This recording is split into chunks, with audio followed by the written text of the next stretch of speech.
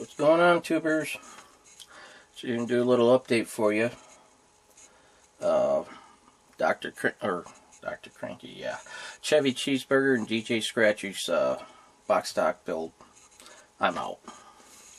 I was doing a 63 Impala, and when I found out how badly the frame was warped, I just put it back in the box, and that was it. Eventually, someday, when I'm ready to do a junkyard build, I'll get it out and turn it into a junker. Perfect car for that. But I do have a 67 Chevelle I did here a few years back. I didn't do no detail on it. It was more of a nostalgic build. Like I used to do when I was a teenager, and that was it. So here's the Chevelle.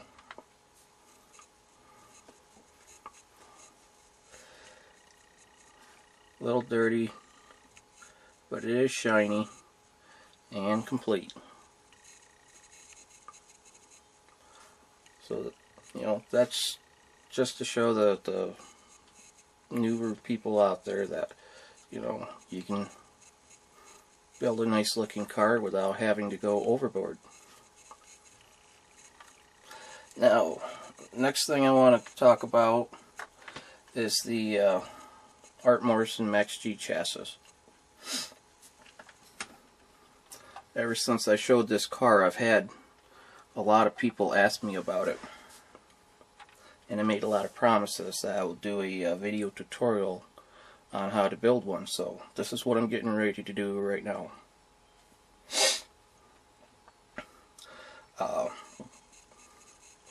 If you guys are interested, I'm going to give you a list of stuff that you'll need, and you can kind of follow along. I'll do this in segments, I think. I don't know how long it will take for tutorial wise. The length of minutes of the video will be. So I'll probably just do it in short segments and put it up on YouTube that way. Now, if you are interested, some of the tools you will need, or plastics you'll need, is .01 sheet plastic, .02 sheet plastic. Now for the frame, majority of the frames, the .08 by .125 will be plenty big enough. But you'll have to measure the car to make sure, because some frames or some cars, you know, you're going to have to go a little bigger. Like the 1/24 scale cars, you might have to go just a little tiny bit bigger, like say .09 by .130 or 135. So do your measuring there. For suspension, front suspension, on this car I used the front control arms from a C5 Corvette, or C6, I'm not sure what it was anymore. Or you can use a different set of control arms, or you can build your own. Same thing with the rear suspension.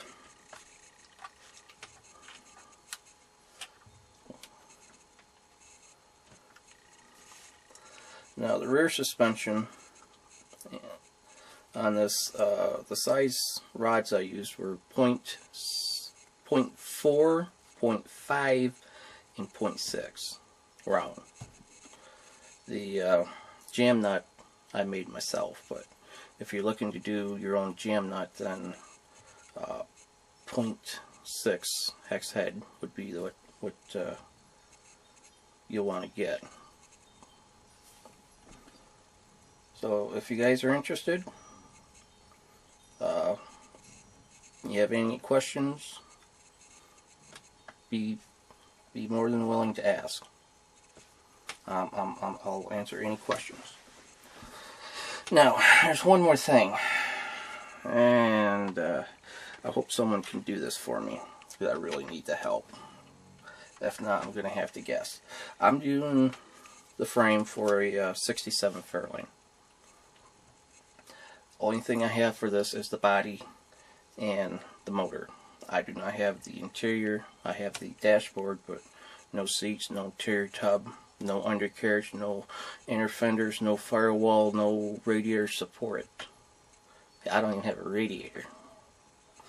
So if someone has the 67 Fairlane, 66 Fairlane, if you can measure the front frame rails from outside to outside, that would help me tremendously. If not, I'm going to have to guess it. And I'll explain the reason why I need the measurements in the next video, which will be of beginning of the frame. Alright, thank you guys. Have a great time. Have a great Christmas. I hope you had a great Thanksgiving. I know I did. Stuffed myself too much, and not one complaint about it. So, have fun.